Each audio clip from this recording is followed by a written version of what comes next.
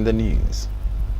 President Bola Tinubu will depart Abuja on Wednesday for a two-nation visit to Johannesburg, South Africa and Luanda, Angola to participate in the 20th G20 Leaders Summit and the 7th African Union-European Union Summit, the presidency has said.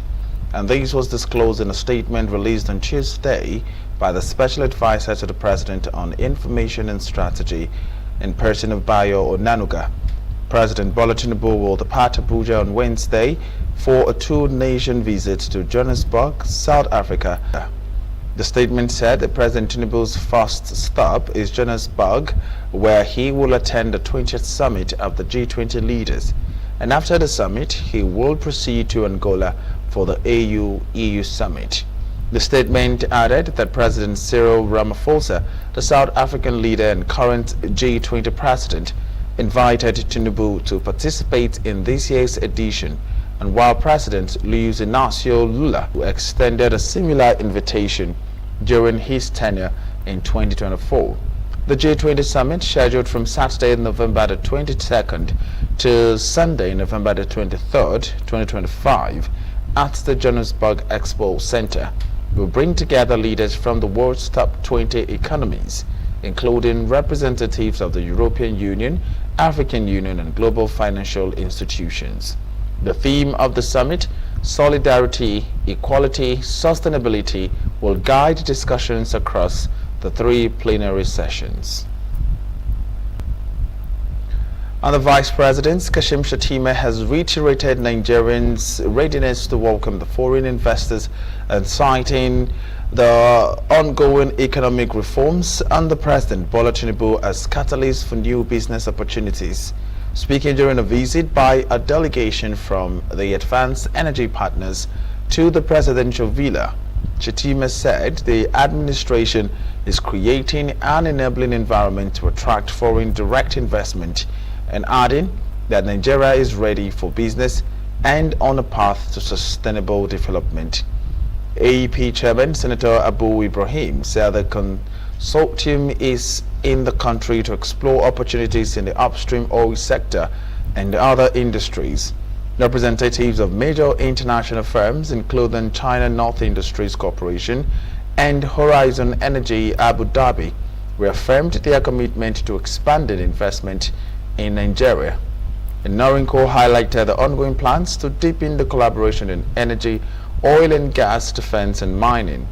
And the UAE ambassador to Nigeria, Salim Saeed Mutsubeh Al-Shamsi, also encouraged the group to invest, describing Nigeria as an ideal destination and noting the strengthened bilateral ties that saw the non-trade with the UAE a total of $4.3 billion in 2024. The meeting was attended by top executive from the AEP in Beijing, Oxin Chemical Technology Corporation, and Norinco's African departments. Of my boss, President Bola, there is beauty in numbers, there is beauty in size. Beyond being Africa's largest economy, we are the most populous nation in Africa. So you have come to the right place. You have come to the right market. And of course, this is a nation blessed with tremendous mineral resources that is itching to be harnessed. We are punching well below our level. Well, we have the 7 lakh we ought to hit. Today we're very pleased to have come to your beautiful nation, Nigeria, and to have met great people such as Mr. Shakiro. My name is Mahar Al-Suwaidi. I'm the CEO of Horizon Energy. We're part of a consortium to make further investment under the new regime. This gives us more confidence into investing into your nation, Nigeria, making sure that we optimize all of the great treasures and national themes that you really do have when it comes to culture and cross-cultural diversification and economic investment. I think the strategy that your nation has done under the leadership of His Excellency the President and the Vice President has given more confidence into people like us, entrepreneurs, to come along national Nigerian companies to make further entrepreneurship, advancements and investments into this great nation. So thank you for hosting us today. Thank you for making this opportunity, and we hope to see many more in the future. Thank you. And it was nearly a free-for-all face-off in Abuja between the Minister of the Federal Capital Territory in person of Nyesom Wike and Oyo State Governor Seyi Makinde on Tuesday, as both men arrived at the National Secretariat of the People's Democratic Party (PDP) for the National Executive Committee and Board of Trustees meetings at 11:10 a.m., accompanied by the newly elected National Chairman of the party, Kabiru Turaki, and other members of their team. The Oyo governor was at the Secretariat to attend the inaugural NEC meeting of the new PDP leadership under Mr. Turaki. Our correspondent, who have been monitoring the progress, reports that Governor Makinde, Turaki and their entourage gained access to the Secretariat premises instance of their security details, who cleared the road and kept people at a distance. A few minutes later, the Minister of Federal Capital Territory, Nyesom Wike, arrived in a company of heavily armed security operatives. And however, a report had it that by the time that he got there, Governor Makinde and Turaki had already settled inside the NEC hall. Supporters of both factions were chanting solidarity songs and protesting around the Secretariat when Wike arrived, prompting the police officers stationed at the venue to fire tear gas to disperse the rival groups. Okay.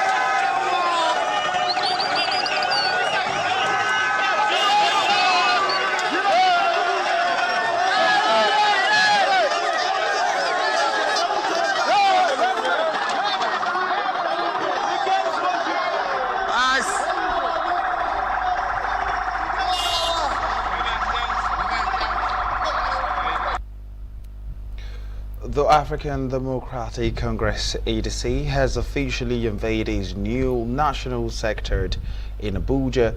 The ceremony was presided over by the national chairman of the ADC, Senator David Mark, who described the event as a new chapter dedicated to saving the nation, not merely the unveiling of a building. Senator Mark emphasized that the newly unveiled edifice will now serve as the official hub for all the parties. He added that the secretariat symbolizes the party's renewed commitment to nation building and ethical governance.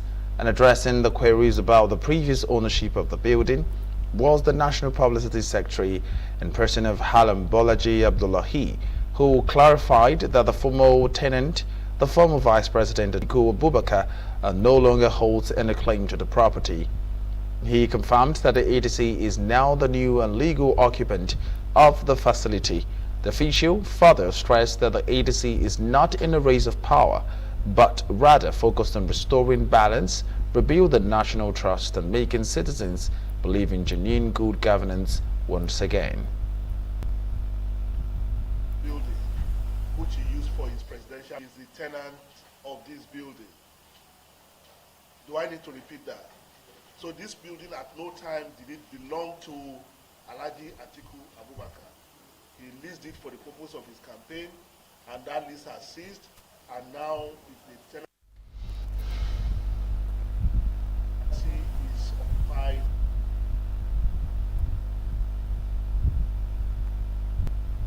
The Senate on Tuesday urged President Bola Tinubu to approve the recruitment of 100,000 personnel to confront and also demanded the full investigation of educational institutions. Their concerns were provoked by the attack on Government Girls Secondary School Maga in Kebbi State, where gunmen reportedly killed the vice principal and abducted 25 students. The debate followed additional prayers raised by Senator Adams Shomole of Edo North during the plenary, which triggered a heated session on Nigerians' worsening security situations. Senate President Godswill Akpabio presided over the sitting and later moved the chamber into a closed-door meeting to discuss classified details. Shomole, while leading the call for massive recruitment and a security audit, warned that the scale of insecurity required a strategic expansion of the armed forces. His additional prayer was unanimously seconded and adopted by lawmakers across the party lines. Senate President Godswill Akpabio endorsed the call for 100,000 new troops and supported the probe of Safe School program. The Chairman, House of Representatives Committee, Maki Abubakar Yilman, has said that women play a crucial role in the effectiveness of policing and must no longer be sidelined within the Nigerian police force.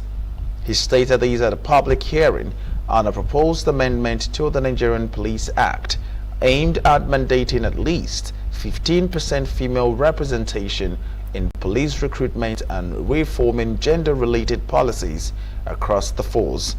The bill seeks to compel them to adopt a gender-responsive compliance program covering the recruitment, training, posting, discipline, and marital considerations, while also establishing a dedicated unit to monitor compliance.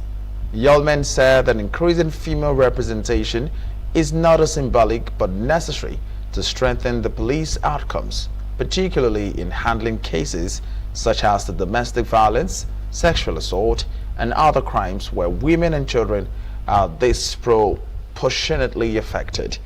Ministry of Police Affairs expressed the full support for amendment represented by Okori Kalu from its legal unit. The ministry described the initiative as commendable and overdue.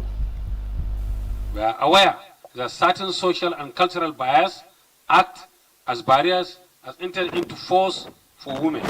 This can be corrected through targeted outreach program and mentorship initiative that will provide the force in good light. The amendment will promote the recruitment, promotion, and creation of friendly working environment for women. It will provide training scheme for women that will equip them with the requisite skill and knowledge they need to excel in the job. As we consider this bill, I urge all stakeholders to provide the viable input and feedback that will garnish it for better nation consumption. We want to hear from you, and we want to reflect the need and concern of our citizens. At its core, this bill seeks to justice, fairness, and the recognition that effective policing must draw strength from diversity. For too long, the Nigerian police has operated with a disproportionately low representations of women, particularly in its leadership structures.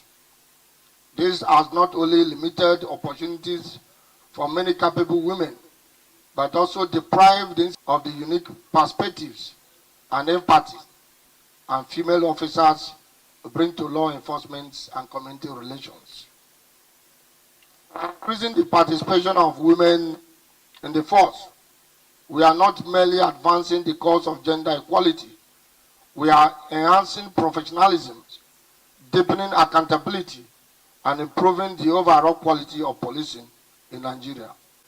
A dedicated allocation will ensure their and rights are represented in national dialogue legislation. This aligns with the United Nations Convention on the Rights of Persons with Disabilities and also Nigerian Disability Act. So we have 4 missions. The Nigerian police force should ensure that at least 5% of the 15% that we are clamoring for is reserved for women and girls with disabilities. Number 2, establishment of desk officers for women with disabilities at the police affairs. Number 3, women is going to provide for non-performance because women are not discriminated against. Women are not discriminated against in this country. The Constitution is very clear. And hard work, women can get anywhere. And you see, because I think for the past, chief judges of Lagos have been women. And they are occupying important positions. There is no bar against women. The Center for Social Legal Studies has convened a capacity building workshop on constitutional impediment to access to justice, bringing together key stakeholders, justice sector actors and members of the press to examine structural barriers affecting justice delivery across Nigeria. The workshop drew attention to several major constitutional constraints, beginning with the non-judiciality of Chapter 2 of the Constitution, which restricts the enforceability of socio-economic rights essential for building an equitable justice system. Participants also examined the effect of excessive executive influence over the judiciary, particularly in areas such as funding and appointment issues that continues to threaten the judicial independence and weaken the public confidence in the justice system. Another key concern raised was the rigid constitutional amendment process, which slows the pace of justice reforms and prevents the justice system from adapting to evolving societal needs. The CSLS also stressed that these constitutional practical consequences on case management, pretrial processes, court administration, and the everyday experiences of citizens seeking justice. The constitutional impediments to access justice in Nigeria. You know, our country operates on a written constitution, which was made many years ago, since 1999. Over the years, experience has shown that there are many things in the Constitution, many provisions of the Constitution, which need to be obstacles to access to justice. And one of the most important one is Chapter 2, which deals with fundamental objectives and directive principles of state policy. This is one of the most important provisions, because the great majority of our people are poor. They need welfare, they need economic well-being, they need economic well-being.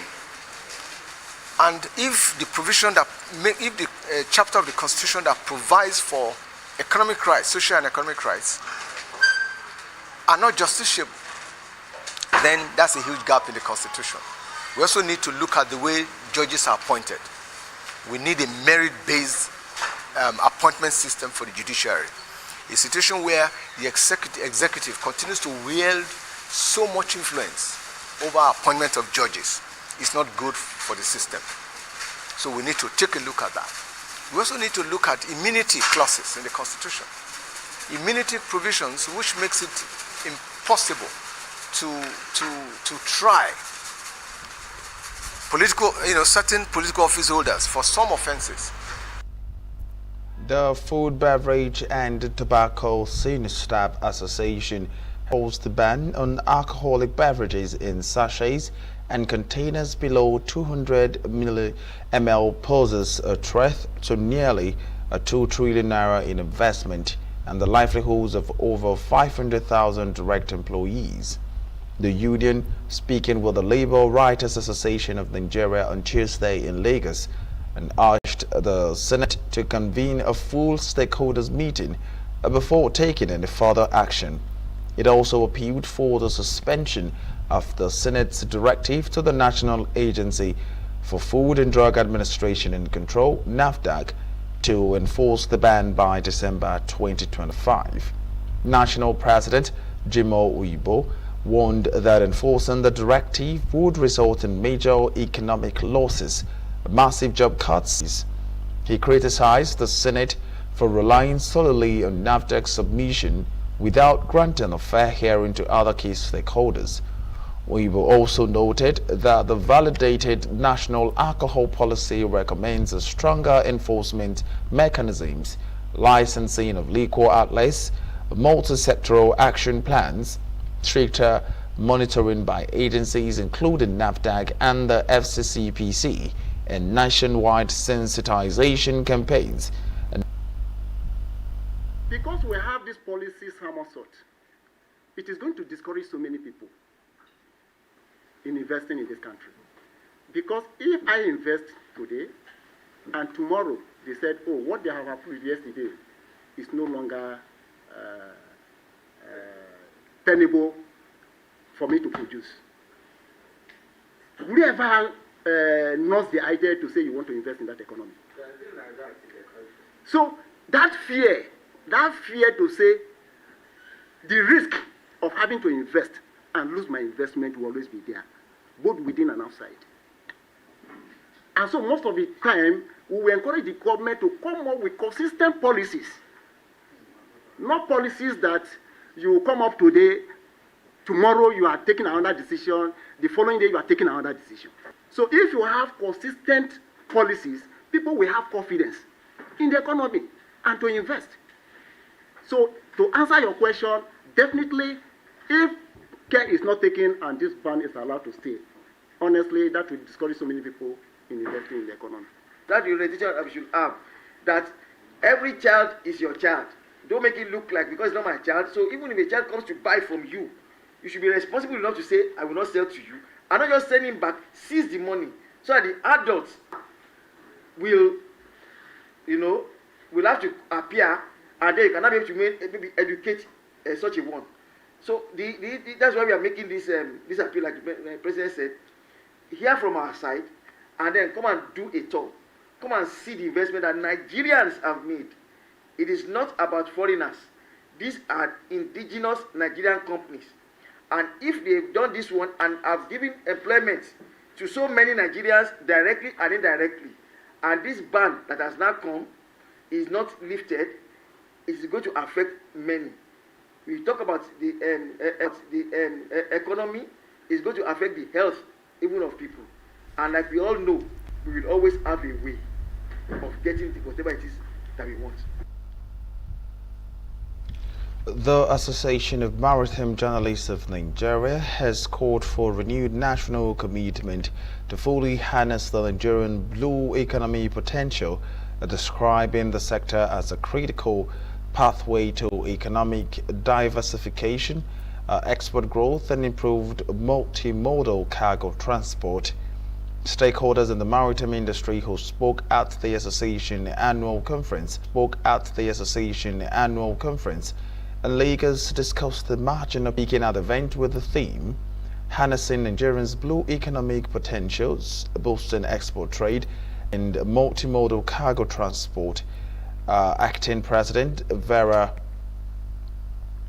Osokbo emphasized that despite Nigeria's expensive coastline, rich marine resources, and strategic geographic position, the country remains overly dependent on oil export.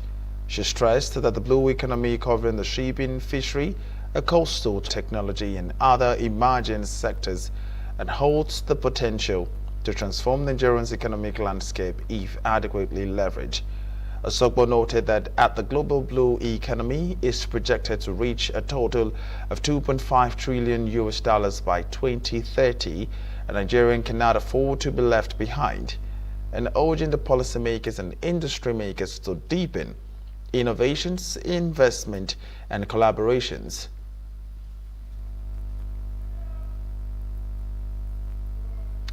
Stronger demand for the immediate restoration of electricity, urging the Ikeja Electric Distribution Company to end the perennial power outage that has plagued the community for over 6 months. The community members who staged a peaceful protest at the Lagos State House of Assembly and the displeasure over what they described as persistent neglect in the distribution and supply of electricity. While presenting a letter of agitation on the continued neglect of the community in power supply at Maya Avenue, 33 kVA feeders in Ikorodu, to representative of the Lagos State House of Assembly, the group noted that the prolonged outage has caused a significant hardship, crippled economic activities, endangered livelihoods, and left residents in frustration and despair. We respectfully request that your office investigate and address the cause of this prolonged neglect of our power supply. 2, installation of free prepaid initiative for all postpaid and dormant accounts within the community without further delay and more transparency. Review the unjustified billing in the last 6 months by subtracting the amount charged without light from the account. 4, restore stable and fair electricity to our community immediately. And lastly, send a technical team to inspect our transformers, feeder line, and other power infrastructures. Because the reason why we said all this is that NEPA is always, telling us stories that this is the reason why we're having this. And most of their reasons are not really cogent and are not, you can't even really marry them. Assembly is not the last resort, but coming here because we voted them in. So we want to know what we are facing. That is the reason why we are here. So we'll still go to we'll still go to Ikeja Electric themselves to meet them. Although they call us for a meeting, but we discovered that the meetings are not real. They deceive us in every meeting we have with them. They will promise us, give us a date that there's going to be improvement. After the meeting, everything will change. And that is the reason why we decided to take it to, we even get our letter to the governor's office. So that is the level we'll go. So that at the end of the day, we'll have our result. And if we are not getting results, we'll still take it to presidency. So we are determined, because we must have the light, because they are getting money from us on every, but we are not getting the light. So we are determined that we'll take it to any level.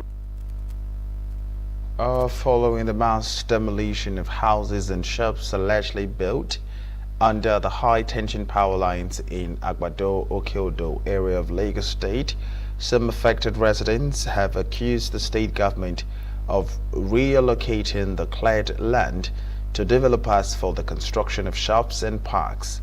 The Lagos State government had weeks earlier carried out the demolition exercise after marking structures said to be illegally erected under power lines. Speaking with the newsmen on Tuesday, the gospel artist Testament Jaga described the development as unfair, arguing that residents lost their properties for violating power line safety regulations, only for the same land to now be reportedly assigned to private developers. Other affected residents also recounted the hardship that they have faced since the demolition, calling for transparency and fairness in the government's handling of the land.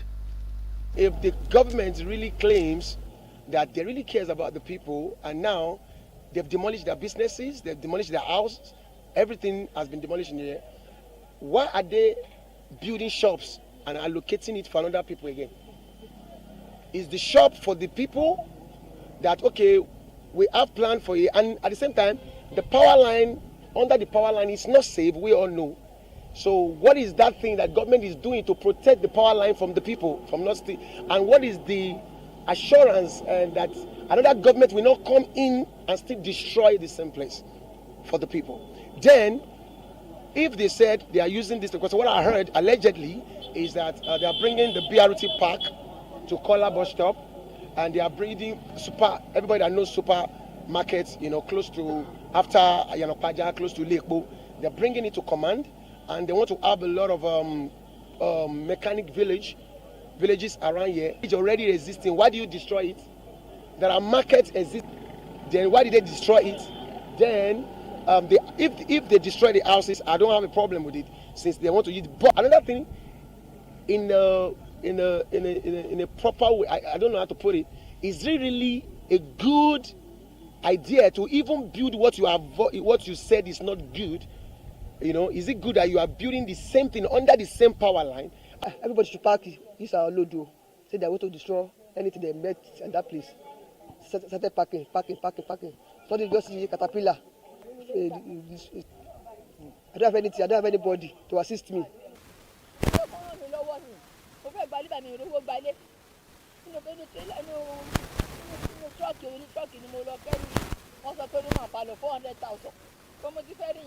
Nǹkan tó ṣẹlẹ̀ sí mi ní 12/11/2025 Ọlọ́run ló ṣèfù ẹ̀mí mi bí mo ṣe wà yìí ọkàn mi ò balẹ̀ gbogbo àyà mi ṣe kìkìkì ni ìṣe náà ṣàdédé wá wọlé lé wa lórí àti dúkìá 10 years ago tọkọ mi kú ni a tún tẹ̀síwájú ibi tá a tún kó wá sí ní AIT road ilé yẹn náà wọ́n tún wo ní ìjẹ́jọ́. Federal government to urgently strengthen the nation's security architecture amid the rising wave of killings, kidnappings, and violent areas that he described as killing fields in recent weeks. Adams said that atrocities by suspected armed headers and other violent groups pose a direct threat to the peace and unity that Nigeria ought to uphold.